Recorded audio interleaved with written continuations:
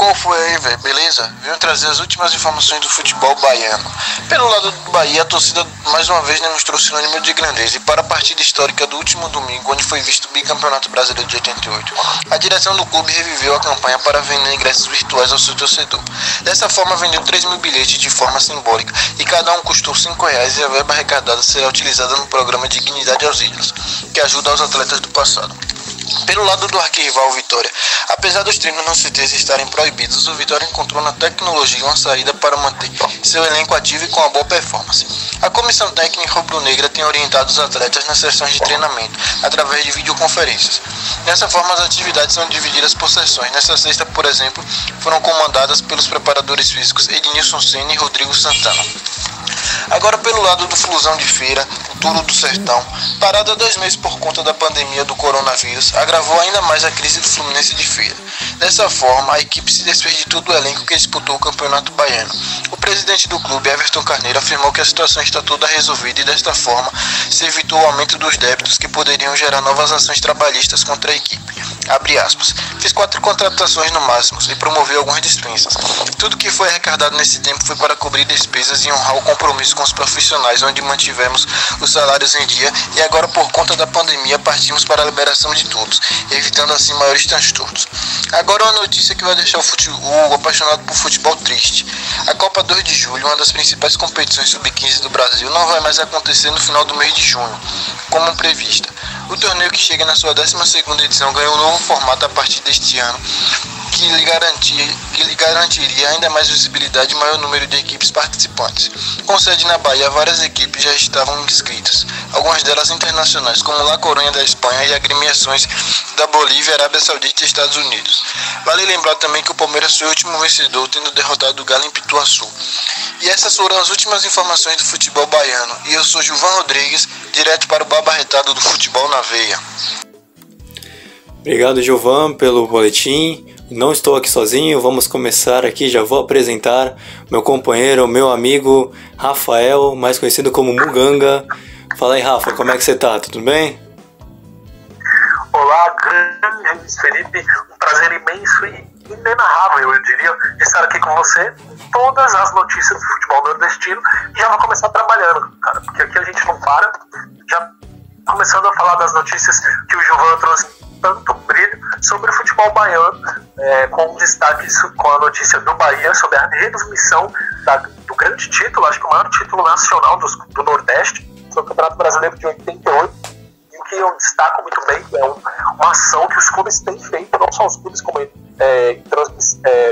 canais de TV, canais no YouTube, várias pessoas estão fazendo isso, retransmitindo momentos, títulos, momentos de glórias dos clubes, e aí o Bahia não poderia ficar para trás.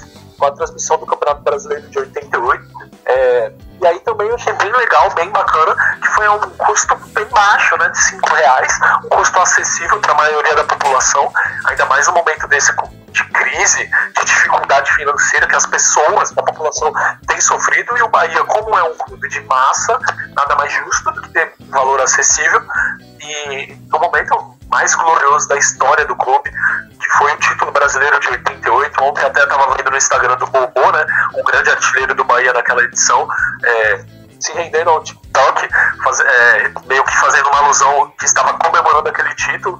Eu achei bem bacana, porque os ídolos têm que aproveitar isso, os clubes têm que aproveitar esse engajamento que eles têm nas redes sociais. O Bahia, por ser um clube de massa, e rede social e massa é uma combinação, um casamento perfeito. Eu acho que o Bahia está certo em aproveitar isso, e além de aproveitar isso, já fez um gancho com o seu maior título, que é o Campeonato Brasileiro de 1988. Eu acho que é um caminho bacana que os clubes baianos têm a percorrer, Luiz. Não, muito legal, eu acho que toda essa forma de transmissão é válida, é muito legal, eu acho que você retransmitir, ainda mais que a gente está nessa época de quarentena, você passar jogos assim do Bahia, como também passou também na Rede Globo, nesse último fim de semana, da transmissão mundial do Corinthians, eu acho muito legal você passar esse tipo de glória pro seu torcedor, né? Porque a gente tá muito carente de futebol, o futebol tá só retornando agora na Europa, na Alemanha, que eu acho até um tema interessante até mesmo pra gente discutir, pra saber como é que ficou, né? Eu acho que você passar pro seu torcedor com ingresso virtual, assim, da forma que for, vai ser um sucesso, como foi o sucesso. O Bahia é um time de massa, é um time... É o tricolor do Nordeste, um time muito grande, que tem sua história. Então, você trazer para o seu torcedor, até mesmo para quem é torcedor do Bahia e não viu esse título, eu acho que é muito legal para o esporte. Eu acho que é muito legal para o futebol você passar esse tipo de jogo novamente. Com certeza, cara. E esperamos que o Bahia e os outros clubes do Nordeste também façam isso. A gente está vendo isso acontecer rotineiramente. Tem acontecido muito, não tem partidas para serem disputadas, e o clube precisa, o financeiro girar, né? Tem que ter um lucro, mesmo que mínimo. E além de ter que ter um lucro, tem que ter um conteúdo para a torcida, que a torcida fica carente de jogos, está carente de competições, está carente de momentos bons. Eu acho que buscar reviver, muitas pessoas não eram nem nascidas no título brasileiro do Bahia. Muito torcedor não viveu isso, não sentiu isso, não conhece... às vezes não conhece a escalação do clube campeão em 1988, não conhece o Bobo, não conhece aquele elenco, é um dos maiores elencos do futebol nordestino. A gente for parar para pensar, aquele elenco fez muita história, deixou um legado até hoje, e tinha um vazio além de um legado, né? Que é de um grande título nordestino, um título nacional. Mas eu acho que foi bem bacana, foi bem pensado pela estratégia de marketing do Bahia. Aliás, o marketing do Bahia é um marketing muito forte, um dos mais fortes do nosso país. Então eu acho que foi uma boa atitude da equipe baiana. Não, e muito legal também, porque se você for pensar, há uns anos atrás, quando foi criado, ou teoricamente os grupos dos 12 grandes, na verdade não era 12, né? Era 13 com a ingressão do Bahia. O Bahia estava naquele grupo. Então muita gente discute também para saber se o Bahia era 12, mas será que era 12 mesmo grandes, já que o Bahia também era um dos grandes? Então fica toda essa discussão também, e eu acho uma mística muito legal, porque o Bahia tem título brasileiro, o Bahia tem uma série de títulos, a gente tá falando justamente do Campeonato Brasileiro, porque foi o que foi passado no boletim, mas o Bahia tem uma série de outros títulos também. Então, assim, é uma discussão legal, porque se você for pensar, se a gente for não só falar do jogo, mas se a gente for falar do time também, o Bahia também é um dos 13 grandes, né, do futebol brasileiro, se for trazer toda a tônica de volta da discussão. Com certeza, cara. Além de ter um título importante nacional, é um clube que tem uma torcida enorme, uma das maiores torcidas do país, uma torcida apaixonada que faz girar o lucro e dá a parte financeira, não só para o Bahia, mas para o futebol brasileiro. Já teve vários atletas grandes de ponta, revela muito, não só o Bahia, o futebol baiano por si só. E com certeza, cara, o Bahia ele é um grande clube brasileiro, sim, com certeza, e sem sombra de dúvidas. Sim, e também, passando já para uma próxima notícia, já que eu queria falar também, que foi passado no boletim do Gilvan, é que não vão ter mais o campeonato sub-15, né, que o Palmeiras foi campeão. Isso é bem triste, né, a gente mudando um pouco de assunto já, mas aproveitando o boletim que ele passou, não vamos discutir sobre o título do Bahia, é inegável. Para mim o Bahia é um dos 13 grandes, eu acho muito injusto você tirar um dos times dali, eu acho uma injustiça muito grande, mas... Começando agora a tratar do campeonato sub-15, muito por causa da pandemia do coronavírus que atingiu o Brasil e a gente está no ápice, é bem triste pro futebol nacional, né? Sim, a gente precisa ter esse campeonato, a gente entende a paralisação, mas tirar um campeonato de base assim, eu acho que vai ser prejudicial principalmente pra molecada que tá vindo aí, né? Pros times que de repente tinham um planejamento, de repente algum jogador poderia crescer nessa época e a gente não sabe como é que vai ficar, né? A gente não sabe como é que vai fazer, como é que vai ficar o ano, de repente, de qualquer clube que fosse participar, não especificando de um, mas de todos. Sim, com certeza. O cancelamento da Copa 2 de junho, né, um dos maiores e mais tradicionais eventos do campeonato de base, acho que é uma coisa bem triste e interfere muito e reflete muito que é o nosso calendário de forma negativa, infelizmente, e vai fazer, como posso dizer assim, vai influenciar negativamente na programação das categorias de base dos clubes. Porque se você, querendo ou não, é um campeonato para você testar seu time de base, muitas das vezes para você subir alguém, algum jogador da posição, alguma revelação, lateral, um atacante, qualquer coisa que seja. É um campeonato que tem sim uma influência pelo futebol profissional, futebol passando da base. Porque se você for parar para pensar, muitos clubes bons, olheiros, estão nessa Copa 2 de Junho. Muitos, ou do próprio clube mesmo. Meu time tá precisando de um lateral esquerdo, não tem dinheiro, tá quebrado financeiramente, vou lá ver na Copa 2 de Junho. Às vezes consegue um jogador de um clube pequeno, ou até de um clube grande, mas com um salário um pouco menor, por se tratar de uma categoria de base, por se tratar de um sub-15, ou firma um contrato, não para agora, mas um contrato pensado a longo prazo.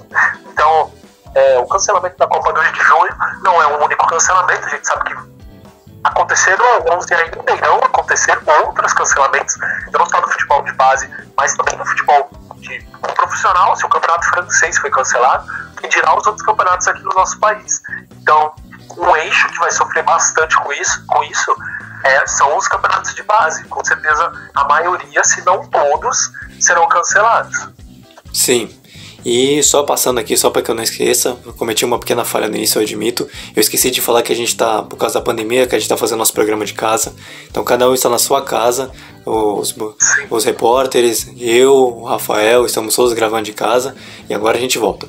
Eu acho que esse tipo de paralisação, eu acho que não afeta só o presente. Eu acho que assim, os jogadores não participarem dessa Copa 2 de julho, isso é complicado, isso é triste. Mas isso afeta principalmente o futuro dos profissionais. Eu acho que, tratando só disso daí que foi passado no boletim, eu acho que você paralisar a Copa agora, essa Copa Sub-15, para que você... a gente entende a paralisação, tem que ter mesmo, mas eu acho que isso pode afetar o futuro. De repente a gente poderia ver ali um grande jogador brasileiro surgindo e de repente não vai ver mais por causa da pandemia. A gente não sabe como é que vai ficar daqui pra frente. Tem equipes que já estão até demitindo suas equipes de base. É complicado, porque para reduzir custos, né, é muito complicado. É difícil assim dizer. E como você falou, os campeonatos europeus já estão sendo paralisados. O holandês já acabou, o belga já acabou, o francês já acabou, o alemão está tentando voltar e pelo menos a primeira perspectiva é boa. Se os campeonatos dos países que já estão passando pela pandemia e estão acabando agora, estão passando por essa fase e estão tentando retornar e já paralisaram, cá de nós, o que vai acontecer sendo que a gente está no nosso ápice, né? É bem difícil de a gente tratar o que vai acontecer assim. Então a gente tem um verdadeiro desafio pela frente, tanto de administração, parte da CBF, de que de repente organiza algum outro campeonato, dos próprios clubes, jogadores. Eu acho que é todo um tema bem difícil, viu? Acho que a gente poderia passar, acho que o nosso programa inteiro só falando dos prejuízos que a pandemia poderia causar no nosso futebol, viu? Sim, especificando, não querendo prolongar muito o assunto, mas especificando nas categorias de base, o que muito acontece nas categorias de base, sub-15, sub-18, e assim por diante, que os contratos dos jogadores, principalmente se for dizer dos clubes medianos para baixo, são contratos pequenos, às vezes até para uma competição específica. Então, os clubes medianos que forem que iriam competir na Copa 2 de junho, provavelmente o que pode acontecer é que alguns possam até ter um contrato apenas para essa Copa. Ou seja, eles não vão conseguir mais jogar porque teve esse cancelamento. Então, muitos jogadores, isso que aconteceu muito na Copa São Paulo de futebol júnior.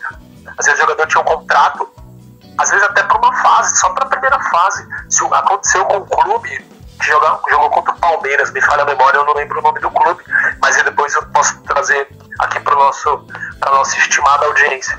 E esse clube tinha um contrato apenas para jogar a primeira fase.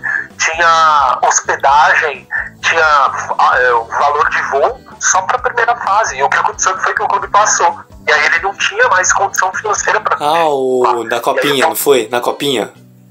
Isso. Foi um time do Acre, eu lembro. É um time do Acre, que até o Palmeiras ajudou. Eu não me recordo. Não sei se foi o Galvez. Acho que foi o Galvez. Se eu não me engano, foi o Galvez. Isso. E aí, o que aconteceu foi que a diretoria do Palmeiras, né, deu um auxílio, ajudou o clube para sua permanência ali na fase posterior da competição. Então isso acontece, os jogadores de clubes pequenos e medianos, eles têm um contrato muito curto, porque alguns clubes não têm condição de manter o time principal e tirar a base. Então é muito triste esse cancelamento da Copa 2 de junho, Luiz. E a gente estava falando já dos cancelamentos de contrato, já que a gente está falando do estado da Bahia, o presidente da Federação Baiana de Futebol, ele disse que não pretende cancelar o Baianão, como ele mesmo disse. Eu estava pesquisando, vendo as notícias dos estados, e uma coisa também que você me falou e também eu acho até legal a gente discutir aqui, é também o quão prejudicial vai ser também pros clubes, indiferente só do Bahia e Vitória, também para os clubes menores também, né? O que vai ser deles com o cancelamento também do Campeonato Baiano de 2020? Porque a gente que não... Já que a Bahia não está no eixo Rio-São Paulo, ou pelo menos Sudeste-Sul, onde normalmente o Nordeste arrecada menos dinheiro, é mais complicado. De repente o clube que já é pequeno, da Bahia, às vezes só tinha esse campeonato para disputar para o ano e é cancelado por causa da pandemia. Então, já que a gente está falando desse tipo de coisa, é interessante, a gente também debater um pouco também sobre como vai ser também o futuro desses clubes também. Como é que vai ficar para 2021, sendo que há um risco. Eu não sei como está completa a situação, mas de repente pode haver o risco até de o clube falir também. Com certeza, e é uma realidade, cara. Muitos clubes têm dinheiro apenas para disputar os campeonatos e não sobra um valor. O valor que sobra, o valor que rende, né, na verdade, é para pagar as contas de estrutura, dos salários dos jogadores, do elenco dos funcionários, cara. E aí eles vão tocando desse jeito, passando a pendura na dificuldade. Às vezes a gente pensa em futebol no Brasil e acha que jogador de futebol tem a vida boa, ganha um bom salário. Cara, nem para ser específico e realista, não é a realidade da maioria dos atletas de futebol e de quem vive disso, desse meio. A maioria tem um salário bem pouco. É um salário mínimo, dá pra dizer. Pois não, Luiz? Um salário mínimo, dá pra dizer, né? A grande realidade vive de um salário mínimo de futebol. Pra ser mais sincero, ainda a maioria tenta jogar futebol e não consegue devido a condições financeiras. Então, se a gente for entrar nesse ramo, nesse assunto, esse programa vai ter 6 dias seguidos, vai virar uma série na Netflix. Então, acho que não é um caso aqui. Mas a gente sabe que é difícil, no Brasil não é essa a realidade não, cara. Então, esse que é o complicado, porque o clube que agora eu me recordo, que eu sei que estava com problema, era o próprio Santo André daqui de São Paulo, que é onde a gente está gravando. O Santo André, ele tinha contrato com jogadores até o fim do campeonato estadual. Então, o clube que vinha bem, era líder do campeonato paulista em pontos, quer decidir em casa as fases de mata-mata. Como é que vai ficar agora o próprio Santo André que vinha bem? Então, de repente, o Santo André, que é um time que tem uma tradição em São Paulo e tem até título de Copa do Brasil, se eu me recordo, né? Se não confundir. Como é que ele vai... Até ele está em dificuldade, sendo que já tem título de patamar nacional. Como é que vai ficar, de repente, um clube que subiu pela primeira vez para a Série A do Campeonato Baiano? Entendeu? Esse é um ponto complicado. É complicado para saber como vai ficar não digo nem 2021, os próximos anos. E para piorar ainda mais, uma reconstrução é o nosso calendário que é pífio, é ruim demais, cara. É um calendário totalmente na contramão dos calendários na Europa ou em outros centros do mundo. Então, se a gente for parar para pensar, a nossa situação, principalmente no quesito de campeonatos estaduais, vai ficar bem difícil, cara, de serem realizados. Eu não sei como vai ser feito o Baianão, ou até mesmo o Campeonato Pernambucano, Cearense, Paulista, não, qualquer campeonato estadual, cara. O Paulista, que é o mais estruturado, que gira mais, que é mais rentável, que gira mais a condição lucrativa. Esse campeonato já está em dificuldade para retornar, eu não vejo uma condição para retornar. Imagina o Campeonato Baiano, o Campeonato Cearense. Sim, é complicado essa situação. Como é complicado, porque eu acho que o único campeonato que envolve estado poderia retornar, eu acho que seria a Copa do Nordeste. Eu acho que a Copa do Nordeste, eu acho que é o único campeonato que daria para retornar, porque tem uma promoção maior de clubes, só. E também daria para encurtar o campeonato e fazer de repente numa sede só. Mas agora você divide em 2 campeonatos estaduais. Estaduais e não sei dizer exatamente o que é a Copa do Nordeste. Uma junção dos times do Nordeste, assim. Não é exatamente um campeonato estadual. Mas é o único que daria para retornar, eu acho que seria. Porque você tentar mesclar. Já estamos na época já estamos no ápice da pandemia, em maio. Sabe-se lá, Deus, como vai ficar junho. E você vai querer retornar com a Copa do Nordeste, o Campeonato Baiano, o Campeonato Cearense, o Campeonato Pernambucano, o Campeonato Alagoano, Sergipano, qualquer um que for, e você ainda querer colocar a Copa do Brasil, o Campeonato Brasileiro, o time vai ter uma série de lesões enorme. Não vai acabar o campeonato. Os jogadores vão acabar se machucando em demasia, porque não tem nenhum atleta, assim, por mais que as pessoas critiquem que o jogador tem que trabalhar mesmo pelo salário que ele recebe, ele também não vai conseguir terminar o ano se for fazer essa maratona de jogos dos últimos 6 meses do ano, do último semestre. Com certeza, e se for parar pra pensar, vai ficar muita coisa acumulada. Campeonato, pensando aqui na nossa realidade, ou pensando numa realidade geral mesmo, campeonato estadual, aí vai ficar ao mesmo tempo, tudo simultâneo, campeonato estadual, as competições nacionais, Copa do Brasil, Libertadores, Sul-Americana, o jogador não aguenta, o jogador arrebenta, e pra quem acha que o jogador ganha muito e tem que jogar, eu já até indico a série Vai Pra Cima Fred, uma série do YouTube, que mostra a realidade de um atleta, mais específico do atleta de futsal, né? Pra quem não sabe, o Fred é um apresentador do canal do YouTube dos Desimpedidos, e aí ele meio que tá fazendo uma série em que ele vive a rotina, vira um atleta de futsal. Não tem, tipo assim, tem algumas diferenças específicas de modalidade, mas é quase paralelo com a carreira de um atleta de futebol de campo. Então ali você vê que, tipo, não é só ele ganha milhões e tem que jogar, não é só isso. Tem uma rotina física que exige do corpo. O atleta de rendimento é isso. Ele exige muito do seu corpo. Então, se for parar pra pensar, se ali nem era pra uma competição só, já foi algo desgastante, que dirá se for nesses quesitos agora de reagendamento de campeonato. Então, e de repente você pensa, assim, por mais que ele também receba, ele tem uma atividade física muito forte, muito intensa, porque ele é um atleta de alto rendimento, ele também tem muita questão psicológica, né? Então, de repente, algum jogador do Bahia ou do Vitória não vai bem num determinado campeonato, qualquer for que seja. Imagina como é que é a vida do jogador em rede social, quando ele sai pra fazer alguma atividade na rua, qualquer que seja. Como é que fica, de repente, os torcedores olhando, apontando pra ele, falando que não tá indo bem, que ele não está rendendo o suficiente.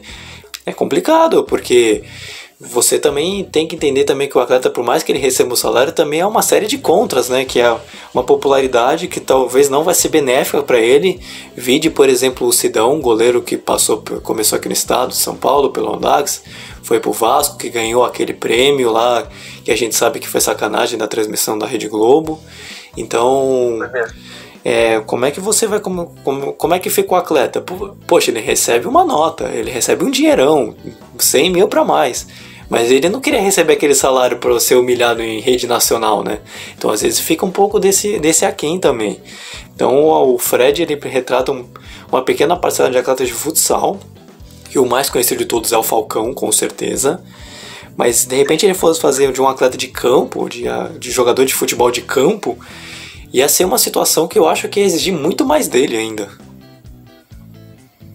Sim, provavelmente ainda mais que é um espaço, né, da onde ocorrem os jogos, se tratando de campo, de estrutura, é maior. E dependendo, poderia ser um clube competindo mais jogos, com jogos mais importantes, pode ser que sim, ele tinha um nível de exigência maior.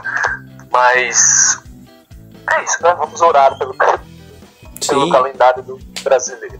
Ele merece uma oração especial, viu? Mas aproveitando já que a gente tá falando lá de tecnologia, eu já quero tratar para que a gente comente já do que foi passado no boletim do Gilvan sobre como o Vitória tem trabalhado com a tecnologia, né? Eu achei muito legal quando ele falou no boletim, eu fiquei abismado, eu achei muito legal. Pra gente também não falar só da gente, falou do estado da Bahia, a gente falou do Bahia, cadê o Vitória? Então vamos comentar sobre o Vitória. Eu achei muito legal essa parceria que eles estão fazendo com com a tecnologia para que o atleta também retorne bem também, né? Então ele passou também que a primeira parte vai ser com os preparadores físicos, então os atletas vão treinar em casa, porque também não pode ser utilizado, e eu achei uma alternativa interessante, né? Porque os atletas também não podem parar, eles não podem mesmo, né? Eles não, por causa que no campeonato já estão 2 meses parado, completou 2 meses nessa última semana, não há uma perspectiva de retorno, mas eles têm que estar em alto rendimento para quando voltar, de repente estar acima dos demais, né? Quem sabe? Exatamente, cara, tem que correr pra onde tem, né? Pelo que tem, com as condições que tem, e é isso. Não só no futebol, mas todos os campos de atuações profissionais estão correndo para esse lado da tecnologia.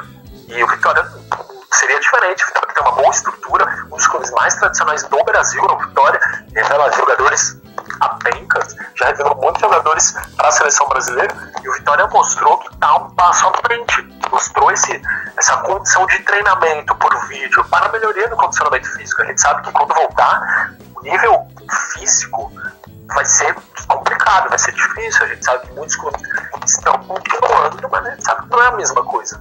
Não tem como posso dizer assim, não tem um nível de... Não tem como monitorar o treinamento como é monitorado normalmente. É difícil, é complicado. E os clubes, quanto menos estrutura o clube tiver, pior vai ser esse monitoramento. Então vai ter muito clube que vai ter jogador, um departamento médico super lotado, vai ter muito jogador acima do peso, com certeza, e vai ser difícil, vai ser tipo um começo de temporada no fim da temporada. Sim, parar pra pensar. Vai ser desse jeito. Quando os clubes, os jogadores pegarem entrosamento, já acabou de tudo, já. Sim, Não, pode falar. Não, pode falar disso, continua. Você falou assim, por exemplo, da questão de preparação física nos atletas, que tem diferença. A gente mesmo que não é atleta de alto rendimento, a gente que faz nossos exercícios, a gente sente diferença, por exemplo, quando faz exercício em casa, de repente com os aparelhos que você tem, das formas que você consegue, para quando você vai fazer numa academia ou quando você vai fazer simplesmente na rua. Você sente a diferença de ambiente, você sente a diferença de esforço físico, porque em casa você faz mais exercício para aparelho, né, que é conhecido como anaeróbico. Você que faz educação física, você pode dizer isso melhor, Rafael. Exatamente, isso aí. Quando você começa a fazer exercício aeróbico, que você começa a trabalhar com exaustão, com respiração, você começa a sentir uma diferença de que os 2, 3 meses que você fica parado, você vai sentir falta. Você sente essa falta. Por mais que você treine em casa e você faça os exercícios que você conseguir fazer, quando você vai pra rua ou quando você vai fazer exercício na academia, você sente que aquele tempo que você ficou parado, por mais que você tenha se esforçado, isso pesa, isso faz diferença. Tanto que quando você falou de retorno de atleta, uma primeira imagem que vem na minha cabeça é que quando foi o retorno do Barcelona. Porque os atletas na Espanha estão começando a retornar, e aí fez como início de temporada lá. E de repente, para quem não acompanhou, que esteja ouvindo nosso podcast, teve uma foto que o Suárez, que foi tirada dele saindo do treino, que ele tá um pouquinho acima do peso. E poxa, é o Luis Suárez. Total. Exatamente. Luis Suárez, um dos melhores centroavantes que há no futebol mundial, atacante da seleção uruguaia, renomeado, vencedor de todos os títulos, quase todos os títulos possíveis. Ele acima do peso e é o Suárez. Imagina para que de repente não tenha a mesma estrutura de treinamento do Barcelona ou que ele tem. Oi, não entendi. Imagina eu, né, se o Suárez tá assim. Imagina a gente. Se o Suárez tá gordinho, não reclame de mim. Mas é uma situação complicada, porque que nem você falou com maestria, vai ser um fim como início de temporada, vai ser uma temporada de 6 meses. Com certeza, lógico que a gente fala em tom de brincadeira, mas pare para pensar, analisando agora friamente e profissionalmente, se o Barcelona, que tem uma estrutura, a maior estrutura, acho que do mundo, é a do Barcelona, se tratando na realidade clubística. Se o Barcelona não conseguiu fazer esse monitoramento com o Luis Suárez, imagina a realidade do novo futebol brasileiro. Não vai conseguir fazer com ninguém. Não adianta a gente querer esperar que vaca bote ovo. Não vai, não tem como. Senão não vai ter esse acompanhamento aqui no futebol brasileiro. Tanto que a gente tá falando um pouco de questão de esquema, como vai retornar o campeonato, porque até mesmo notícias dos próprios clubes são difíceis de tratar. Uma notícia que eu tava lendo, que eu acho que é até legal a gente discutir, mas só terminando minha linha de raciocínio, é que, por exemplo, é difícil tratar a gente falar do futebol baiano ou do futebol no Nordeste quando voltar campeonato ou notícia de transferência, alguma coisa, porque tá muito parado. Então a gente acaba comentando sobre esses temas de como vai retornar os atletas, porque é a maior dúvida que a gente que tá gravando aqui, jornalistas, torcedores, tem. Como é que vão retornar os atletas para quando finalmente retornar no futebol? Porque se de repente o treinador... por isso que eu achei essa iniciativa do Vitória super legal. Porque quando voltar todos os atletas e de repente o Vitória tiver com um bom treinamento, os preparadores físicos acompanhando, com os nutricionistas passando receitas para os atletas para eles fazerem em casa, de repente o Vitória retornar bem, no auge, assim, quem sabe de repente possa fazer um campeonato bom, de repente acima, porque você preparou desde o início da pandemia, ou pelo menos no meio da pandemia. Isso é importante, isso vale também ser discutido. E só tratando o próximo tema também, que não falou no boletim, mas eu achei legal que a gente estava lendo, é que há uma possibilidade também de quando retornar os campeonatos, de que o Vitória e o Bahia, eles querem fazer os jogos deles no centro de treinamento, em vez no estádio da Arena Fonte Nova, que é um estádio, Copa do Mundo, essas coisas, mas eles querem fazer no próprio treinamento porque ali eles têm maior segurança dos próprios atletas. E aí eu acho legal a gente discutir pelo menos esse tempo que a gente tem aqui. O que você acha, Rafa?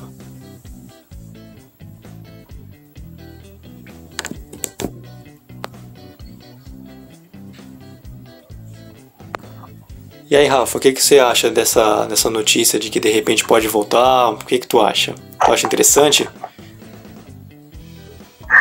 Cara, é um recurso, né, que os clubes têm, os clubes grandes da Bahia, com Vitória. Pensando na questão logística do clube, dos jogadores, dos atletas, da comissão técnica, a gente tem que evitar muito ciclo, né? Muitas viagem. Essa questão de se locomover. Do deslocamento. Essa questão de se locomover para lugar longe. Isso, do deslocamento. Esse é o problema. Então, pensando por esse lado, é bom. É legal. É uma atitude boa dos clubes. Acho que até de condição de economizar financeiramente é bom também. E achei legal, achei bacana, cara. Lógico, se o clube tiver estrutura para fazer isso sempre, legal. Eu acho que até os outros clubes do Brasil mesmo podem tomar isso como um exemplo. Sim, e já que a gente tu falou de recurso, o que ele tratou no boletim do Fluminense, que tá com problemas judiciais, né? Complicado, né? Triste, né? Esse tipo de notícia. É um time, assim, que tem uma certa tradição, mas o problema judicial é sempre complicado para tratar, indiferente do clube, indiferente. Com certeza, cara. Infelizmente, o Clube de Feira é um clube bem conhecido aqui na região nordestina e até já teve, tá sempre presente em algumas competições, e é complicado, cara. Como a gente sempre batendo nessa mesma tecla. Os clubes vão entrar em débitos e ações agora. Difícil, já tinham antes. Então, se você for parar para pensar especificamente no Clube de Feira, acontece, né, cara? Não tem muito grande financeiro para ligar, capital, não tem isso. Então, a não ser quando ganhar uma competição, revelar um jogador bom, ele vai conseguir sair disso. Agora, fora isso, vai ficar nessa situação complicada mesmo. É complicado, cara. Esse tipo de decisão judicial, ainda mais quando você tem débito, assim, é um conjunto de coisas que está acontecendo que está atrapalhando, né? Porque você já tem problemas financeiros, aí entra com recurso judicial. Então estamos numa época de pandemia, é bem complicado. Olha, tá? É uma receita sim que vai acabar complicando muito o Fluminense de Feira. Isso é difícil. Já vamos colocar já o próximo boletim, já que a gente já está se estendendo muito. Já vamos passar para o boletim do Ceará, com o nosso jornalista, nosso correspondente Brendo Romano.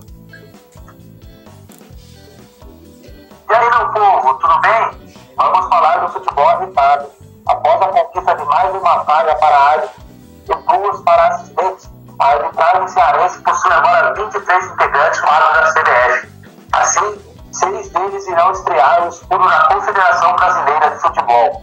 São eles: o árbitro Rodrigues Júnior, de 26 anos, Elizabeth Esmeralda, de 23 anos, Renato Pinheiro, de 30 anos, além dos assistentes Muraci Souza, de 28 anos, Camila Souza, de 29 anos e Ana Carolina Souza, de 23 anos. O Ceará anunciou Guto Ferreira como novo treinador da equipe nos primeiros dias da paralisação das competições. Dessa forma, o técnico ainda não conheceu pessoalmente o elenco nem as dependências do clube e vem trabalhando de forma remota e virtual para conseguir driblar as dificuldades. Com a inevitável perda de condicionamento físico dos atletas, o treinador alvinegro está de olho no desempenho dos jogadores na retomada das competições. Para manter o nível entre os jogos, Guto pretende fazer algumas mudanças de uma partida para a outra, podendo mudar inclusive toda a equipe. O setor de análise de desempenho do Fortaleza é responsável por avaliar os atletas do clube, possíveis contratações, observar os adversários da equipe e outras funções. Eles trabalham diretamente com o técnico Rogério Ceni, que aproveita as informações para estudar as melhores opções em campo e estilo de jogo. Pela boa atuação em 2019, o Departamento de Análise de Desempenho do clube concorre ao prêmio Conafute 2020. A premiação acontecerá no dia 25 de maio de forma online. E além dessa categoria, o Leão também concorre em melhor executivo de marketing com marketing subversivo. O Conafute é um evento destinado à discussão de modelos e práticas de gestão de futebol brasileiro, em 3 eixos: técnica, gerencial e mercadológica. Todo ano a conferência indica profissionais de vários clubes para concorrer à premiação em 7 categorias diferentes. Eu sou o Breno Albano para o Babá Metade do Futebol na Vida. Começando aqui falando dos árbitros, né, do áudio do Brendo, obrigado Brendo por enviar. Eu achei muito legal, principalmente na parte dos árbitros, de ter bastante árbitro no quadro do futebol brasileiro, bastante árbitro do Ceará. Principalmente porque tem um pessoal bem novo, assim. Normalmente árbitro se aposenta até os 45. E assim, e também há muitas moças também, de 25, 23, 30. O mais velho que ele falou foi um árbitro de 30 anos. Eu acho isso muito legal porque é uma renovação de um quadro que tem sido alvo de críticas. E ainda mais também porque a gente vai ter que se adaptar também agora com o VAR também, né? O VAR tem pouco tempo de utilização, então entrou uma gama de árbitros novos que também pode ajudar tanto em campo quanto também na sala do VAR também, né? A analisar, a de repente ter uns lances mais precisos. Então, pelo menos a minha torcida para que eles deem certo. Eu espero que eles vão bem todos. E eu acho muito legal essa nova entrada de árbitros para a CBF, principalmente por causa das críticas. Cara, com certeza é muito boa essa renovação do quadro, né, de arbitragem da CBF. Uma mentalidade um pouco mais nova, um pouco mais atualizada, meio que entrando sem vícios, né, se é que a gente pode dizer assim, entrando num começo, que é esse começo de uma era do VAR, uma era um pouco criticada, porque ainda precisa de uma adaptação, tanto na mentalidade dos atletas quanto na mentalidade da arbitragem. E aí, se tratando da mentalidade da arbitragem, pegando árbitros novos fica muito mais fácil, porque eles não têm o vício de que árbitros de antes do VAR já tem. Os árbitros de antes do VAR tem meio que como posso dizer assim, um receio, sabe? Tem um pouco uma coisa assim meio de rejeitar o uso do VAR. Óbvio, o árbitro quer acertar por ele mesmo, mas ele tem que entender que isso é uma ferramenta de apoio, é uma extensão da arbitragem, é o VAR. Então acho que essa troca, com certeza, deixa aqui meus parabéns e toda sorte para esses novos árbitros que irão compor o quadro da CBF de arbitragem e com certeza vão fazer um bom trabalho. Quem sou eu para fazer críticas, mas eu acho que o quadro do quadro brasileiro aqui da CBF de árbitros, acho que estava um pouco defasado. Por mais que tivesse o VAR, a gente via vários erros de arbitragem, mesmo com a ajuda da tecnologia. E assim, o pessoal discutia se o problema era o VAR, se o problema era árbitro, o que era o problema. Eu acho que a tecnologia é muito boa, eu acho que o problema não é a tecnologia, eu acho que o VAR só veio para ajudar. É questão de como você administra e como você usa. Então nesse ponto eu acho que é um erro muito mais humano. Então eu acho que a arbitragem merece sim uma renovação. Merece uma renovação precisa, né? Uma renovação necessária. Porque como é que vai ficar também os árbitros agora também com essa adaptação? É difícil. Quem de repente já está no mercado há muito tempo, já está apitando há vários anos, demora um pouco mais a se adaptar com quem diferentemente está começando agora. Então de repente a transição para ele de ficar sentado lá na sala de arbitragem vendo os lances e estar no campo apitando vai ter menos dificuldade. E também um outro ponto também que eu achei muito interessante, que eu citei bem brevemente, é que do que o Brendo Romão falou, tem bastante mulher, viu? Caramba, tem bastante moça entrando no quadro da arbitragem, eu acho que isso é super válido. O futebol, o pessoal fala que é um meio machista, né? Eu não gosto muito dessa discussão política, mas ainda tem um pouco disso, dessas coisas. Mas eu acho que entrando bastante moça, bastante mulher entrando, eu acho isso super válido, super legal. E torcer mais para elas ainda, para que elas deem certo e de repente, quem sabe isso prolonga até mesmo para o futebol feminino e coisas mais. Com certeza, a gente sabe que há uma predominância masculina na arbitragem, não só brasileira como mundial. Mas quem sabe essa mudança no quadro de árbitro não mude, né? Esse quesito. Também os casos deles têm, óbvio, total capacidade para arbitrar qualquer tipo de jogo. O que resta é uma experiência e dar uma chance maior da capacitação, profissionalização e, assim, haver uma mentalidade nova na arbitragem nacional. Isso tem uma certa influência, porque de repente esses novos árbitros, eles vão ter que encarar de repente pressões que não estão acostumados, porque eles vão ter um tempo menor de adaptação com relação a campo e a analisar lances no vídeo, isso é verdade, mas eles vão ter que também se acostumar a ver também agora de repente clássicos, também como Ceará e Fortaleza, de repente porque é ali que eles começam no próprio estado. E aí que o bicho pega. Aí que ele vai começar a ter testado para saber se ele vai ser um árbitro da FIFA ou não, de repente. É ali que esses são os testes para que você comece a ingressar de repente uma carreira. Com certeza, não tem nada melhor do que testar um árbitro em jogos grandes, porque se ele quer ser um árbitro de renome, um árbitro bem renomado, ele vai ter que passar por jogos assim, normal. Como um grande jogador, a gente mede o seu talento nos clássicos, nas competições de maior nível, é a mesma coisa com a arbitragem. Sim, e já falando dos clássicos, já não poderia perder esse gancho também, de começar falando do Ceará, começando nós falando do nosso primeiro time. Eu acho que o que foi passado no boletim, eu acho que é bem... Nossa, assim, a situação do Guto é delicadíssima, ele assumiu a equipe um pouco antes da pandemia, e ele não conseguiu nem treinar, ele não conseguiu nem visitar as dependências do clube. E aí eu acho que assim, o trabalho de técnico já é complicado, o trabalho de técnico já tem uma dificuldade bem grande. E você ainda não conseguir conhecer os jogadores e as dependências para que você trabalhe pelo menos com eles, para que você tenha pelo menos um panorama para saber o nível do seu time, quais são as melhores escalações, melhores táticas, o que o clube tem de positivo, o que tem de negativo. Vou ter que pausar de novo. Minha avó aqui tá meio mal. Rapidinho. E a situação pro Guto Ferreira fica complicada de você discutir também com os atletas, porque como é que de repente o treinador ele não tem ideia do que ele também pode colocar em campo? Ele não tem, de repente, que nem foi falado no boletim, de repente ele pode alterar o esquema inteiro, porque ele está fazendo análise de casa, de repente algum atleta em casa está se dedicando mais, ou de repente está fazendo um tratamento mais adequado, e aí na hora que ele põe em campo, de repente ele não rende o mesmo que aquilo que estava rendendo durante os treinamentos. Isso acontece. É muito difícil, tem até uma frase que perdoe se eu errar, né? Que treino é jogo e jogo é guerra, jogo é vida. Porque às vezes de repente na hora do treinamento ele tá super bem, tá super adaptado, mas na hora que ele põe em campo, de repente acontece alguma coisa, alguma fatalidade, de repente se lesiona, sabe-se lá quando, de repente logo no primeiro jogo, assim, é bem difícil de tratar. Então ele tá tendo que fazer todo esse tratamento remoto em casa, para discutir com os atletas, discutir com a comissão técnica dele. É uma situação assim bem difícil, bem difícil.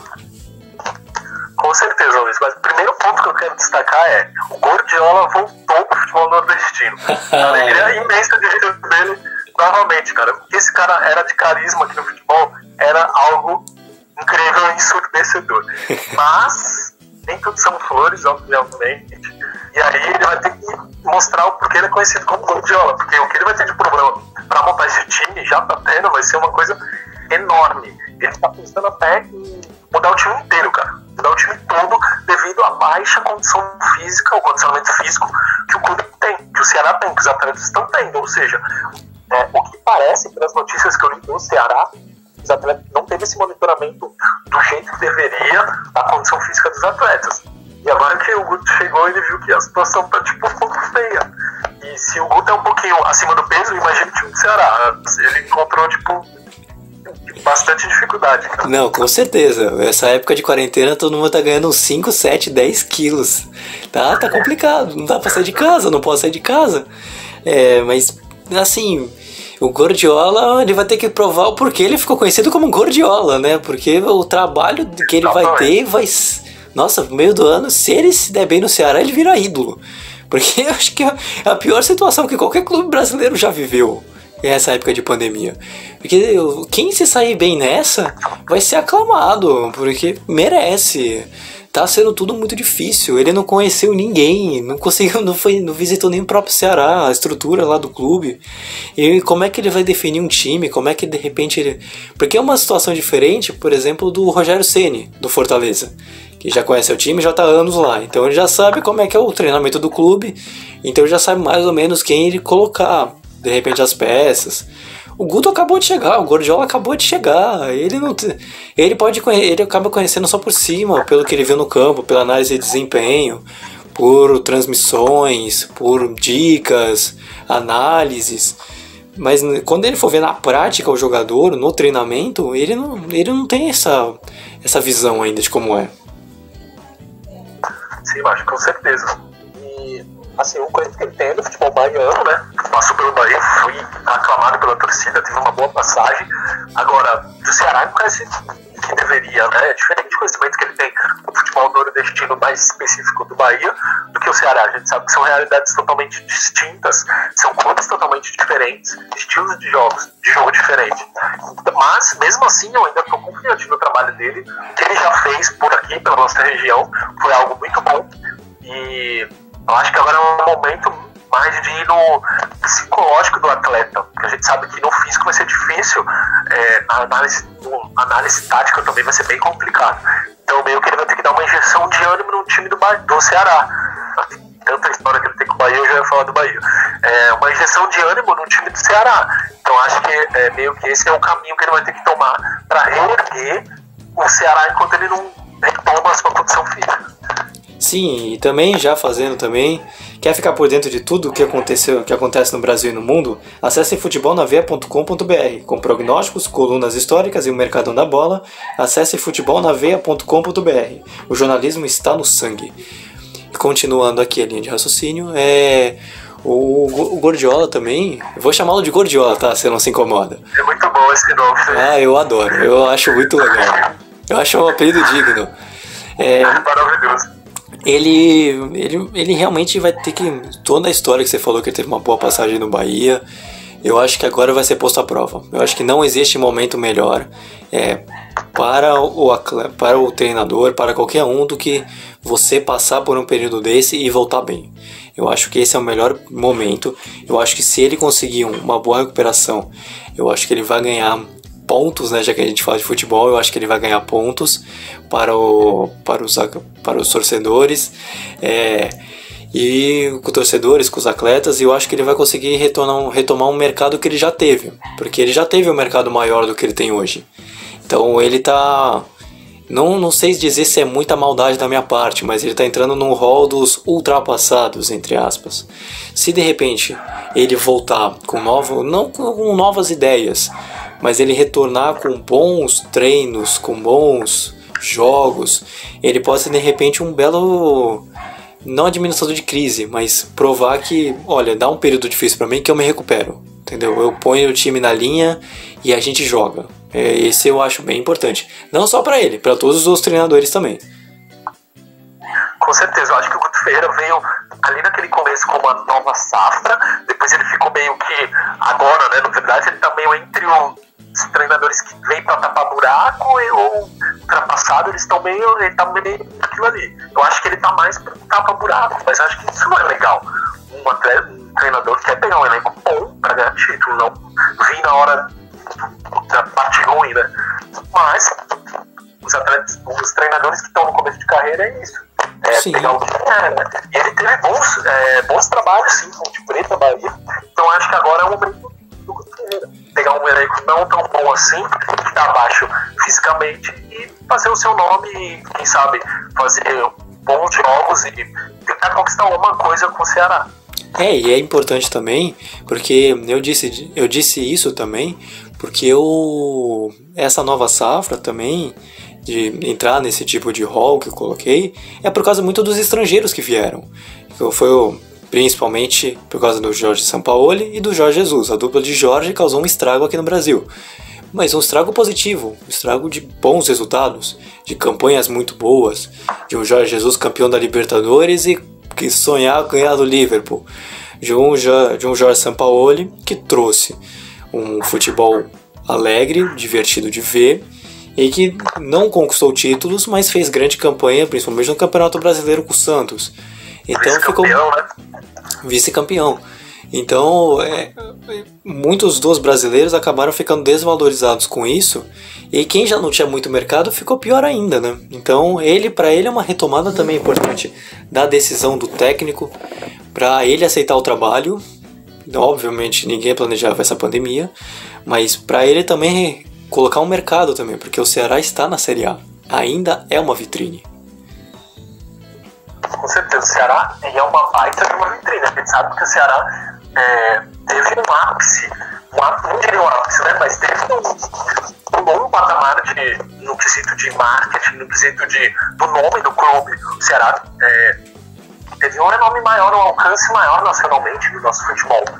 Então acho que agora é o momento. E aí, alinhando isso a um outro Ferreira que está acostumado a dirigir clubes nesse patamar, clubes que não estão 100% no nome, em mídia ou coisas assim do tipo, mas estão ali próximo. Então acho que é bom ele pegar toda a produção do Ceará, engajar a torcida junto com o time. E esse é o momento de dar uma injeção de ânimo, como eu já disse, nos atletas, pegar os atletas mais medalhão, trazer pro lado dele e, quem sabe, fazendo boas campanhas com o Ceará. O que ele pretende fazer, o que ele quer fazer.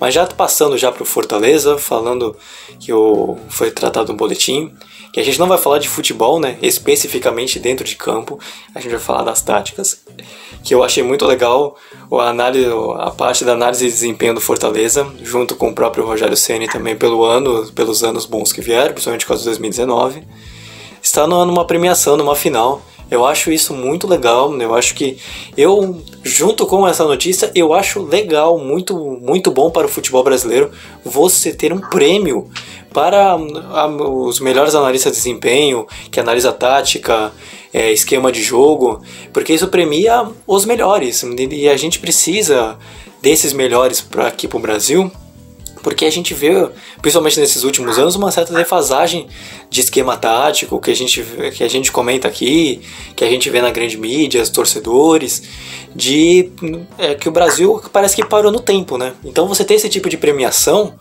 se de repente correr tudo certo, saber como vai ficar na pandemia também, eu acho muito bom, eu acho muito legal. Com certeza, cara. Isso mostra muita cara do Rogério Ceni, que sempre foi um apaixonado por tática, por desempenho, por análise assim mais específica de posicionamento, 4-4-2, 4-3-3, coisas assim do tipo. Então, esse elo do Rogério Ceni, essa comunicação do Rogério Ceni com o setor de análise e desenvolvimento do Fortaleza, é óbvio que vai render prêmios, títulos, né? Já rendeu título, vai render premiação, vai render só frutos bons para o Fortaleza. Esse ápice, esse nivelamento um pouco maior da Fortaleza, sendo o maior clube do Nordeste no momento, na atualidade, não é em vão, cara. É como a gente sempre discute aqui em off, né? O Rogério Ceni elevou o patamar do Fortaleza. O Rogério Ceni, ele deu um alcance maior para o Fortaleza, já trouxe títulos. Ele caiu nas graças da torcida. O Rogério Ceni elevou o nome da equipe. Sim. Então, o Fortaleza só tem a agradecer a isso, e o Rogério Ceni tem muito a que trabalhar. Ele deu uma evolução incrível, quesito de título, quesito de visão de um campeão, porque ele é um campeão, ele ganhou todos os títulos possíveis, foi campeão brasileiro, foi campeão mundial com São Paulo, campeão da Libertadores. Libertadores, o maior goleiro artilheiro da história. Mano, título é com ele, o prêmio é com ele. E ele tá dando a sua cara pro Fortaleza. Ele tá mudando a filosofia. E como você disse, o Brasil estava defasado nessa parte tática. Eu acho que ali o Brasil teve um auge ali com o Vanderlei Luxemburgo, que começou em 90 com o Bragantino. Ali em 90 em diante, ele trouxe algumas metodologias que hoje a gente chama de uns nomes estrangeiros e tal, mas o Luxemburgo já trazia isso com outras nomeações há muito tempo atrás. Depois do Luxemburgo a gente ficou órfão disso, com certeza. Agora com os treinadores estrangeiros, o Jorge Sampaoli, o Jorge Jesus, alguns outros treinadores, o Dudamel tentou no Atlético Mineiro, já não deu muito certo. Então agora com esses treinadores estrangeiros a gente está tentando retomar um pouco isso. Agora, essa diferença, fazer a diferença em análise tática, na parte mais teórica do futebol, o Brasil realmente estava muito órfão e eu acho que está retomando agora com o Rogério Ceni. Não, e o que eu ia tratar com você também é que eu acho que é um conjunto perfeito, né? Você tem um sistema de análise de desempenho muito bom, com um treinador que foi campeão de todos os títulos que você possa imaginar. Eu acho que é uma mistura excelente para o sucesso. O Fortaleza soube também colocar também em torno do Rogério Ceni pessoas capacitadas, tanto que estão até concorrendo à premiação, para que elas também começassem a dar resultado para o clube, né? Porque tudo isso, você faz todo esse processo para que o clube também tenha o resultado. Então eu te entrego, então o Fortaleza traz um vencedor, que não deu certo no Cruzeiro, apesar de que foi e voltou, né, do Fortaleza, e não deu certo no São Paulo, mas é um vencedor ainda assim. E eu te dou alguns atletas que têm potencial, e eu te trago uma análise de desempenho capacitada que possa te dar resultados. Eu acho que isso é uma receita para mostrar como foi o ano de 2019 do Fortaleza. E aí a gente retorna também para aquele quesito técnico, tático, que é o que estava procurando, que trouxe os estrangeiros que a gente debateu no Ceará com o Ruto Ferreira. Eu acho que o Brasil também estava órfão, você colocou bem também do Vanderlei Luxemburgo. Então, o Rogério Ceni também, se você for pensar no sentido do Fortaleza, ele não inovou muito em quesito de tática. Ele não trouxe inovações técnicas, táticas, coisas assim, que brilhasse os olhos. Mas ele fez um trabalho digno e transformou com o que eu também concordo contigo, que hoje é o maior time em que nos últimos, pelo menos 2018 para cá, é o principal time do Nordeste em quesito de quase tudo, time, tático, todas as avaliações que possa fazer. Com certeza, Luiz. Eu acho que a tendência é evoluir sempre.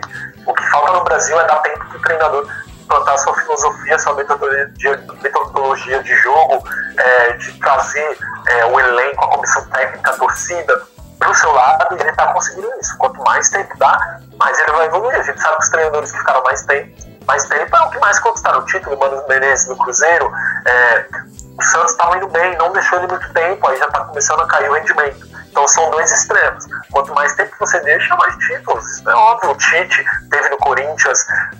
O Carille no Corinthians. Eu acho que é isso, cara. A tendência é você dar tempo ao tempo, né? Como você acreditar. Sim, e o exemplo para mim de longevidade de treinador, todo mundo tenta chegar ao que um dia foi o Sir Alex Ferguson, né, do Manchester United. Para quem de repente não conhece, o Alex Ferguson foi um dos maiores, foi o maior treinador da história do Manchester United. Ficou no clube por 30 anos e, se eu não me engano, tem quase 30 títulos por clubes. Acho que dos anos 90 até quando ele se aposentou em 2013, o Manchester United ficou nas 4 primeiras posições. Então eu acho que ele também é um reflexo de como a longevidade também importa para o treinador, e como os treinadores também reclamam de pouco tempo também que dão a eles para treinar. Quando o clube dá tempo e uma estrutura com jogadores e comissão técnica boas, e ele não traz o resultado, ele também não vai poder reclamar. Porque uma coisa também que vejo é que parece que os clubes são sempre vilões, né? São sempre os vilões da história. Mas quando também um treinador você dá 6 meses para ele e ele não traz o resultado também que era previsto, que estava no contrato, e sendo que o clube entregou o máximo que poderia para ele, aí o clube também já não tem mais culpa. Aí o clube já chega e fala: olha, eu te dei o que eu podia. Aí você também não conseguiu, porque uma coisa foi falando dos técnicos estrangeiros de novo, que o Jorge Sampaoli fez com o Santos, de pegar um time sem perspectiva qualquer de grandes campanhas e termina no vice-campeonato brasileiro, e a outra, por exemplo, seria o Jorge Jesus fracassar com o Flamengo que foi dado para ele, que ainda é um timaço e que eu acho que caiu um pouquinho, principalmente por causa da venda do Pablo Mari, o zagueiro espanhol. Então eu acho que também é um contraponto aí.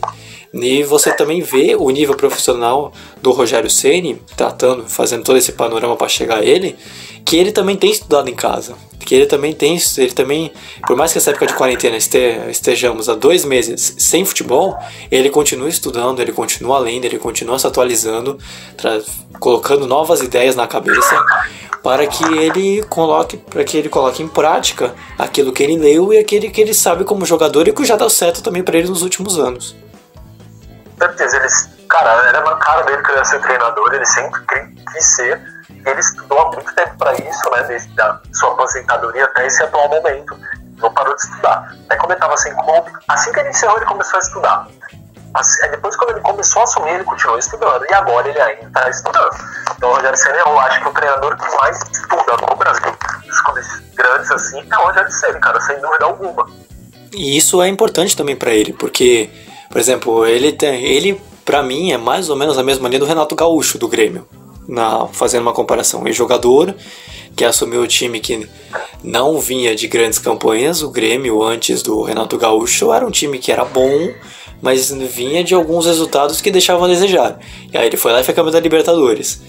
O Fortaleza não dá para comparar no mesmo nível de financeiro, né, com o Grêmio, mas assim, o Rogério Ceni também deu títulos, ele também trouxe jogadores, ele montou um plantel capaz de disputar até mesmo com os principais clubes do país. E não à toa que também chegou na Sul-Americana também, né? Não à toa que chegou esse ano a disputar, também deu uma paralisação também, mas assim, por mais que ele não tenha ido tão bem na Sul-Americana, ele fez o Fortaleza disputar um campeonato internacional. Isso vale pra cá, isso vale muito, tanto financeiramente quanto pro orgulho do seu torcedor, quanto perspectivas pros jogadores, e outras coisas como marketing, só positividade. Com certeza, Luiz. E acho que é só agora alçando voos maiores, né, do Fortaleza. Sim, já vamos passar já pro próximo boletim, já que o nosso correspondente Herbert Ramos vai falar sobre o futebol pernambucano.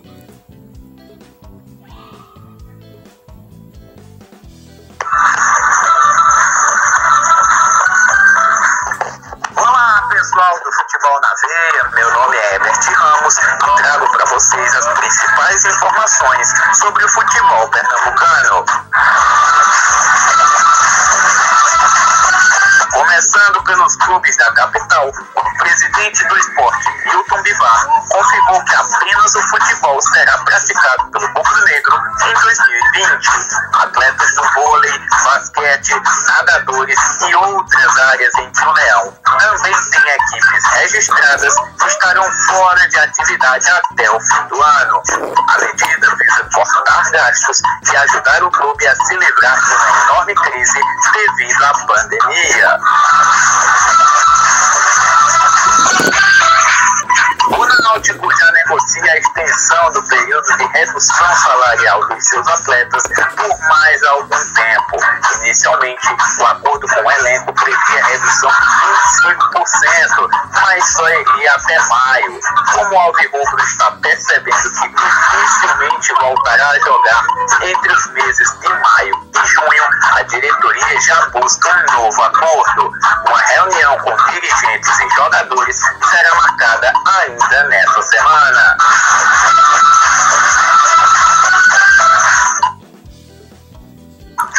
Já o Santa Cruz comemorou o sucesso da campanha de ingressos solidários, que acumulou cerca de R$ 24 mil graças à mobilização mobilização da torcida nas redes sociais. Esta foi a segunda maior renda obtida pelo Santinha na temporada, ficando apenas atrás da partida contra o Bahia pela Copa do Nordeste, quando o faturamento passou de 96 mil.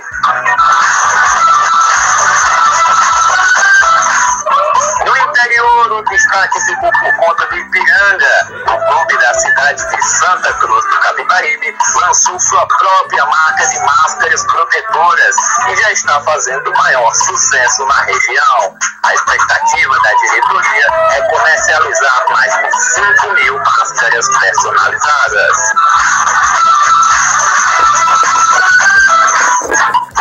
Enquanto é isso, um forte abraço para você e aproveite para conferir todos os destaques do site, até porque aqui é futebol na veia.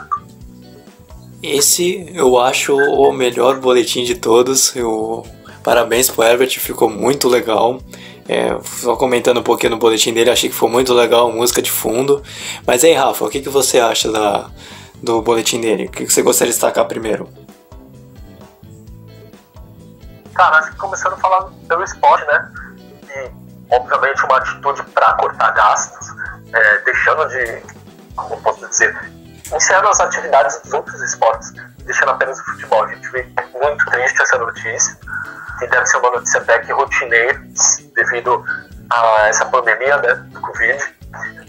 Algo bem triste mesmo, se tratando do esporte em modo geral. A gente que vivencia, né, esporte, do que além da minha profissão, tem uma outra profissão e sou educador físico, então vivencio 24 horas, então isso é muito triste, cara. Isso influencia muito mais no desenvolvimento do esporte no nosso país. Mas a gente sabe que os clubes não têm caixa, não tem um momento para manter as atividades de todos os esportes. E é uma situação complicada, porque eu também não vejo culpa também do clube. É uma situação muito difícil sustentar, você pagar todos.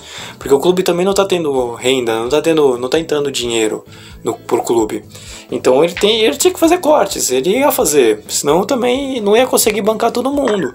E aí infelizmente ele teve que abrir mão dos outros esportes para pagar só os salários dos jogadores de futebol. Mas é uma situação bem triste, assim, porque o esporte brasileiro não vive só de futebol. Apesar de ser o esporte mais jogado no Brasil e no mundo, o esporte no geral vive mais, né, do que só futebol, respira mais do que só futebol. Então você cortar os gastos de vôlei, de natação, de basquete, que também são esportes muito populares aqui no Brasil depois do futebol, também fica complicado para os atletas que vivem também do salário do próprio esporte também para se sustentar. Então de repente imagina uma jogadora de vôlei, um jogador de vôlei, uma jogadora de basquete, um jogador de basquete do esporte, como é que ele vai poder também manter sua renda também? Assim, é bem complicado. Eu não vejo culpa do clube, mas assim, se pudesse, poderia evitar também. Mas a gente também não sabe como está a situação também da transparência também. Não sei como está com relação à renda do esporte.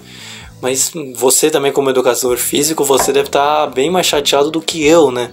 Para poder também ver ouvir esse tipo de notícia, acompanhar esse tipo de notícia.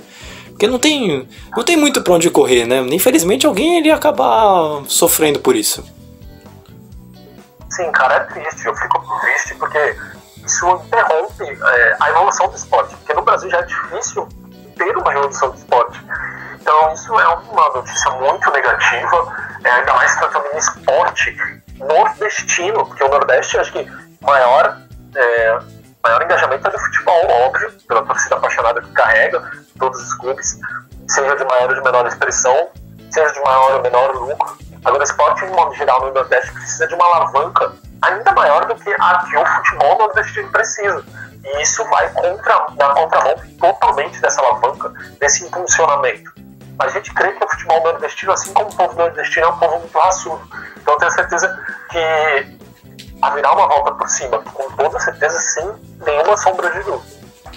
O que a gente torce, que os prejuízos causados pela pandemia durem o menos tempo possível e em menor quantidade.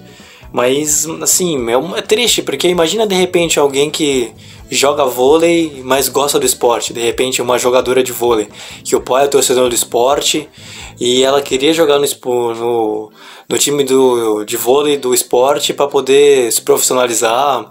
Aí ela não pode jogar por causa que a situação não permite, o clube teve que cortar gastos. Assim, a gente defende a vida, a gente defende a renda também, mas assim, eu acho difícil colocar um culpado assim nessa história, porque até porque não há também um exatamente. Então você tirar a renda de um jogador de vôlei, de um nadador, para que o clube possa sustentar também é tão importante quanto, porque não adianta também pagar agora e o clube falha e o cara fica sem clube de vez, né? É difícil.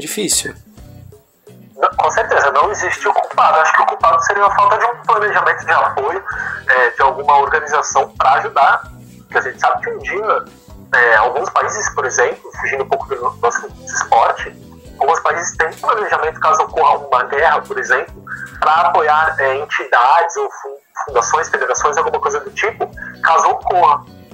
O Brasil não tem, a gente sabe que o Brasil não tem.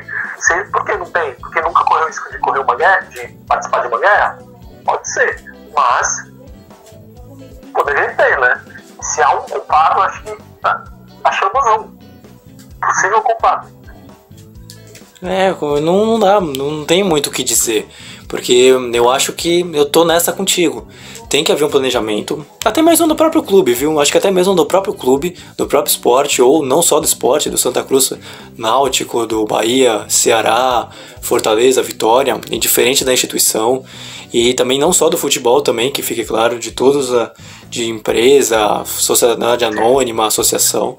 Todos tinham que ter pelo menos alguma renda, algum fundo monetário para que você conseguisse ter uma disponibilidade de quando de repente acontecesse não uma pandemia, mas de repente acontecesse alguma tragédia, o clube tivesse algum dinheiro para poder retirar, para pelo menos sustentar, nem que seja os 2 primeiros meses, que é o que está acontecendo agora, para que de repente pudesse pôr a casa em ordem. Mas a gente sabe como o clube de futebol vive endividado, né? O clube de futebol parece que está sempre com dívida e nunca diminui, parece que só aumenta. O único que eu vi diminuir, que eu me recordo, é o Flamengo. Não sei a situação dos outros, mas o que vem na minha cabeça, tirando o Flamengo, só aumenta a dívida.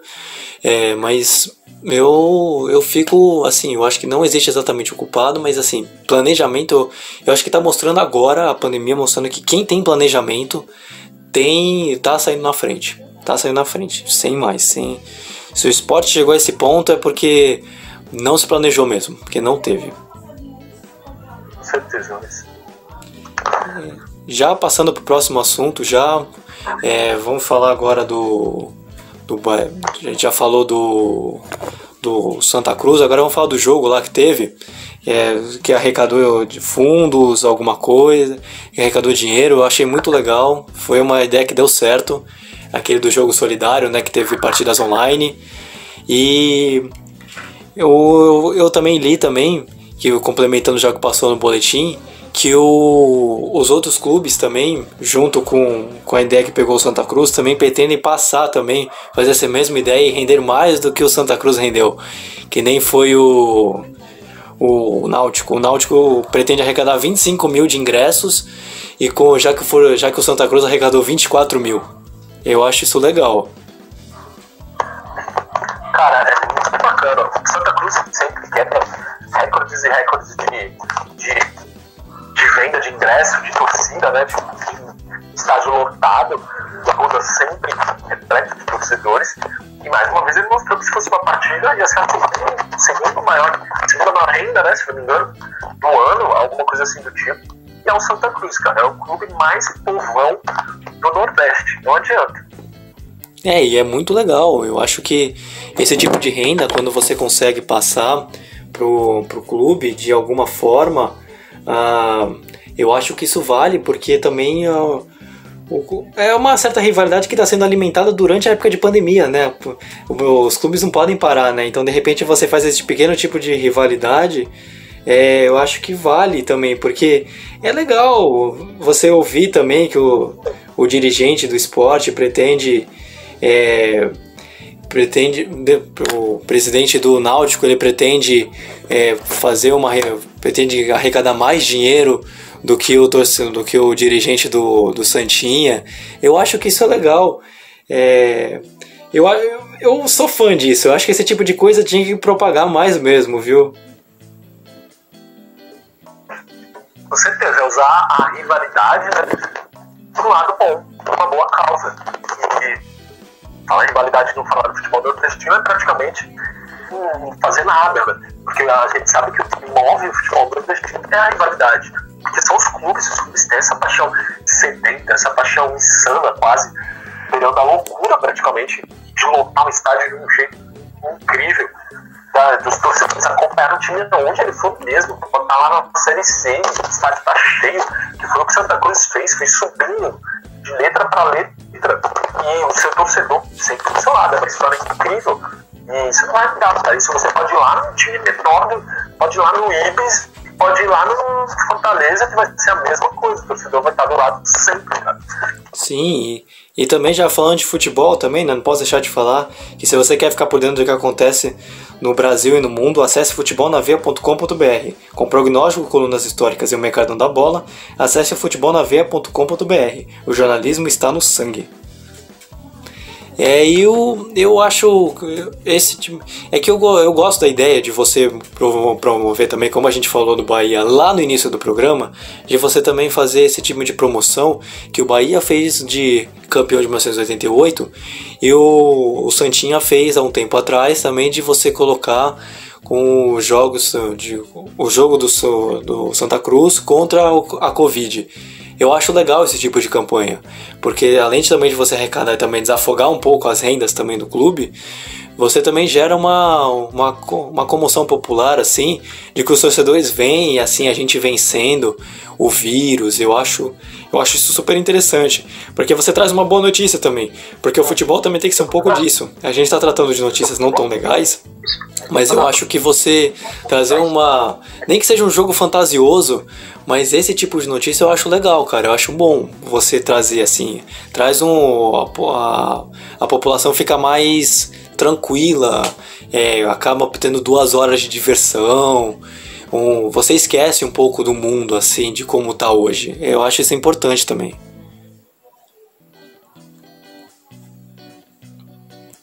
Com certeza, a gente sabe que essas ações, elas dão uma mexida, né, nesse momento que tá tudo tão parado, tá tudo tão monótono, os torcedores não têm entretenimento, não tem o seu time, não tem o seu ídolo, não tem o atleta, não tem aquele clássico samba aí, esporte, alguma coisa assim do tipo. Faltam essas coisas, né? Então acho que isso é uma boa caminhada, uma boa leva que os clubes podem adotar. Eu queria agradecer a produção aqui pra mim, que me avisou que na verdade eu confundi, tá, gente? Vocês estão nos ouvindo, foi a Portuguesa contra o Covid e foi o Santa Cruz na reabertura do seu estádio, do Arruda. Então eu queria só deixar anotado, Rafael, pode continuar a linha de raciocínio. Isso, não, acontece. E aí, voltando à linha de raciocínio, o Santa Cruz tem que aproveitar isso, como já foi dito, ele teve a sua reinauguração do Arruda, muitas pessoas, a maioria da torcida do Santa Cruz não tinha vivido isso. E aí as pessoas que não tinham vivido, ainda não tinham passado por isso, acompanharam já com o outro. Foi bem legal que o Santa Cruz, o que ele fez? Nas redes sociais, a pessoa que estava na reinauguração da Arruda deu seu depoimento. Quem não estava, vem acompanhar, junto com quem estava. Foi uma coisa bem bacana. A Portuguesa, saindo um pouco do nosso eixo, mas a Portuguesa fez. O jogo da Portuguesa contra o Covid foi algo muito legal. Acho que poderiam ser feito isso, sei lá, os outros clubes aqui do Nordeste, alguma coisa do tipo. Acho que é muito legal. Acho bem bacana. Sim, e também você trazer esse tipo de promoção ao torcedor, eu acho que também vale, porque você também acaba trazendo de repente até mais torcedores, né? De repente alguém que só simpatiza, de repente você faz uma promoção dessa, porque você acaba tendo maior assim, você acaba aumentando sua torcida fica mais junto, você coloca, de repente que nem fizeram na Alemanha, de colocar fotos dos torcedores. Eu acho isso importante, porque você também traz o seu torcedor junto também, para que você também para que o clube também não fique só trazendo notícia de renda, de que, por exemplo, que nem foi o Sport que cortou o salário de outros esportes sem ser do do futebol. Eu acho que isso é importante também, por mais que isso tenha um tempo, isso é legal também, isso é importante para você trazer, porque assim, você acaba aliviando, foi o que eu falei, você acaba tirando essa raiva, de repente você acabar tendo essa angústia de quando vai voltar ao futebol. Poxa, a gente todos aqui estamos torcendo para quando retornar ao futebol. A gente fica um pouco mais aliviado por ter voltado na Alemanha. A Alemanha vai ser o grande laboratório do futebol agora. E eu acho que assim, vai ser tudo. Agora todas as ideias que forem para ajudar vai ser válido. Com certeza, Luiz. O que precisa é isso, ideias, os clubes, esquecendo da responsabilidade, colocando ela um pouquinho de lado, pelo menos nesse momento, para terem ideias. Acho que seria muito bom uma reunião com os dirigentes, pensando aqui no na nossa região, os dirigentes do Nordeste, para terem ideias conjuntas e possíveis, usando essa paixão ensurdecedora da torcida nordestina, dos clubes nordestinos, em prol da evolução, meio de um respiro de um alívio para os cofres e para a logística e planejamento dos clubes. Sim, justamente, eu acho que é para isso também. Esse tipo de discussão sempre é válido também, viu? Porque é importante. E essa ideia é importante também. E agora já vamos passar para o Náutico, vamos continuar aqui sobre a redução do salário. Eu acho que foi basicamente a mesma linha do Sport. Eu acho que assim, a diferença é que o Sport acabou cortando os salários dos atletas que não pertencem ao futebol, e o Náutico teve que reduzir suas contas também para que possa ter uma saúde financeira melhor. Eu acho que é a notícia que a gente está mais vendo nessa época. Isso é uma notícia, isso precisa ser tratado, apesar de que parece que o programa está um pouco repetitivo, mas não adianta, cada clube vive sua realidade financeira e está complicado a situação de todos, até mesmo quem tem mais está sofrendo, e de repente o clube precisa ter essa rentabilidade, essa ideia de que eu preciso ter mais e que quando voltar eu volto a ter dinheiro. É praticamente isso. Sim, é bater na mesma tecla do que a gente disse pro esporte. O esporte que são as atividades dos outros esportes, por mais que pareça redundante. E o Náutico reduzir salários. O planejamento do Náutico era de reduzir até maio, se não me engano, até maio, e depois tentar retomar, mas o futebol não retomou, as atividades futebolísticas no Náutico não foram reiniciadas, e aí vai ter uma reunião, mas essa semana, ainda não tem data, mas pelo visto a redução do salário vai continuar em 25%, se não me falha a memória. Aquela mesma coisa, é triste, mas a gente tem que retratar. Vai haver reduções de salários nos clubes, se não um corte total ou mandar embora. Ainda é redução de salário, mas que bom que ainda é redução de salário. Pior é a notícia do esporte, que é o fim das práticas esportivas, pelo menos por enquanto, né? Sim, os nordestinos vão ter que retomar uma saída para isso. Não, e precisa, porque para vocês entenderem também, para quem está nos ouvindo, que não é só uma medida que está sendo tratada em Pernambuco. O Fortaleza também se esforçou, também não perdeu os seus patrocínios também, que é isso, né, já no Ceará, e o Bahia também fez uma redução também de 25% também dos seus atletas, e tanto que o próprio presidente, o Guilherme Belantini, se eu não me engano eu falei certo, desculpa por sempre te falar errado, ele também cortou também, ele não cortou, ele tirou o seu salário até tudo voltar à normalidade. Então essa é uma realidade que está acontecendo, não só em Pernambuco, porque a gente está tratando isso com mais ênfase no estado, mas em outros locais também que a gente também já passou, inclusive pelos clubes, eles também estão se esforçando também para tentar, se não cortar, pelo menos diminuir alguma coisa, porque precisam, porque essa é uma realidade que está sendo para todos, né? Então é difícil falar que o Náutico aderiu certo ou não, porque está sendo necessário, é o necessário a se fazer agora. Não tem muito para onde correr, né? O futebol nordestino não tem saída. Abusar do lado mais publicitário, do lado mais de marketing, ter ideias criativas diferentes e que caibam naquela determinada situação e reduzir e enxugar gasto. Sim, então, o que o futebol nordestino tem que fazer agora.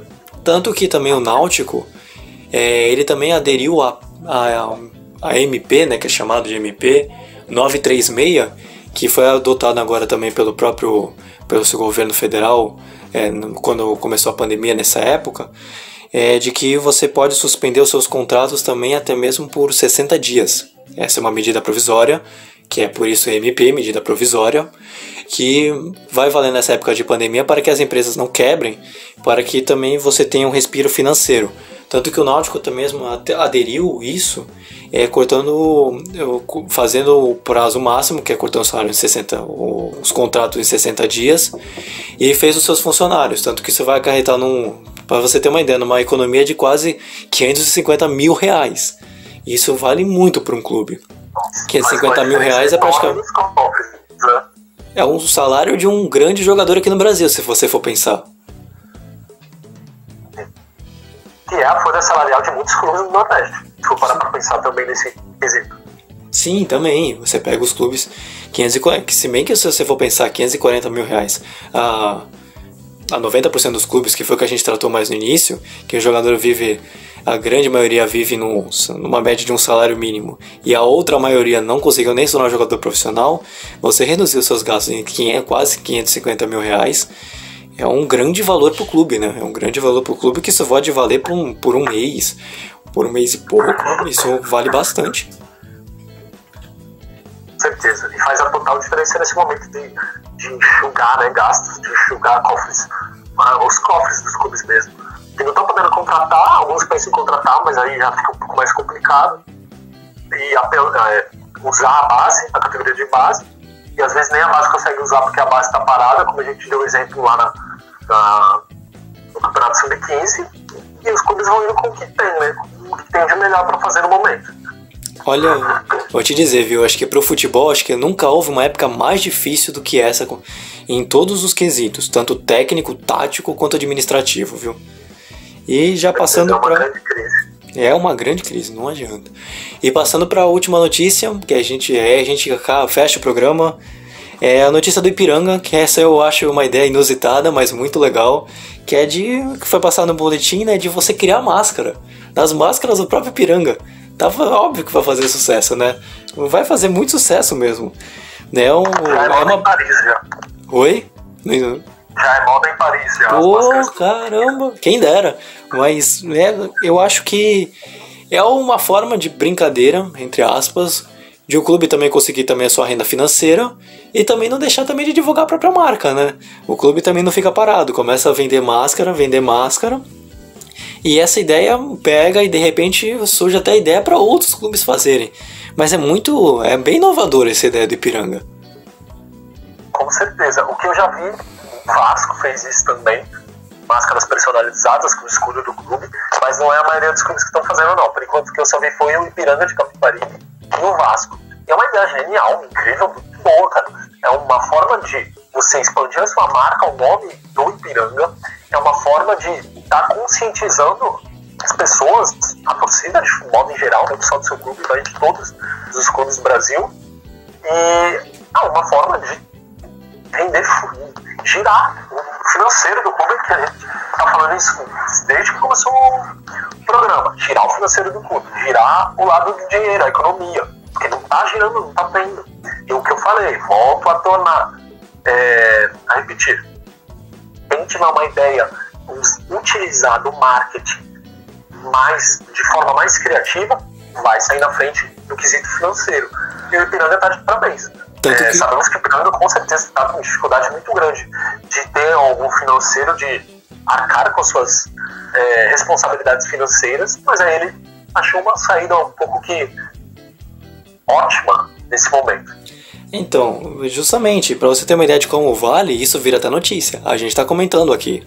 Você pensa, o clube de repente pode fazer essa e pensar que de repente é só para ganhar um dinheiro, alguma coisa, para a saúde financeira do clube entrar em ordem, mas você acaba virando notícia, e a gente comenta aqui, a gente fala com uma ideia boa. Então essa parte de marketing precisa ser trabalhada, tanto pelo Ipiranga quanto dos outros clubes, porque a gente tratou de parte mais técnica, administrativa dos 3 principais clubes de Pernambuco, mas aí do Ipiranga a gente trata de uma notícia legal, que de repente você acaba criando uma simpatia pelo clube, porque você vai jogar contra o Ipiranga e você pensa, mas poxa, eles fizeram aquelas máscaras que ajudou e que ajudaram as pessoas, porque a máscara hoje é um dos requisitos para você sair na rua, né? Precisa, para impedir também de você contaminar o vírus, né? Toda essa parte de saúde, como é que é? Esqueci a palavra, sanitária, para que você não pegue o vírus, é isso praticamente. E você ter esse tipo de notícia, esse tipo de marketing, acaba ajudando, que de repente você pode ganhar até mais dinheiro com isso do que você esperava. Não exatamente pela venda de máscaras, mas pelo marketing que você vai conseguir por essa ação. Certeza, as campanhas de marketing vão manter os clubes como o Ipiranga, que não são clubes gigantescos, grandes, mas são clubes de tradição, mas são clubes de mediano para baixo. Então acho que essas campanhas vão manter os clubes vivos e com condições de manter a sua saúde financeira e de competitiva nesse momento. Sim, né? E já vamos me despedir aqui, já vamos despedindo, o programa já está chegando no seu final. E também não posso deixar também de falar também para que nos siga nas redes sociais, futebolnavea.com.br no Instagram, FNV no Twitter, e se estiver acompanhando no YouTube já sabe, né? Deixe o seu like, se inscreva no canal e compartilhe nossos vídeos para seus amigos, familiares, e se estiver nos escutando pelo Spotify ou pelo OneShores, nos siga e fique por dentro de tudo que acontece no futebol. Rafael, se despede aí e a gente vai ficando por aqui, galera. Muito bom passar e trazer as notícias do futebol nordestino para esse público apaixonado e arretado. Encerro minha participação com uma célebre frase do pensador contemporâneo Carlinhos Bala: a mão que aplaude é a mesma que vai, Luiz. Com uma frase dessa, não poderia terminar de um jeito melhor. Olha, gente, depois dessa, a gente vai ficando por aqui. Já até o próximo programa, gente, e tchau.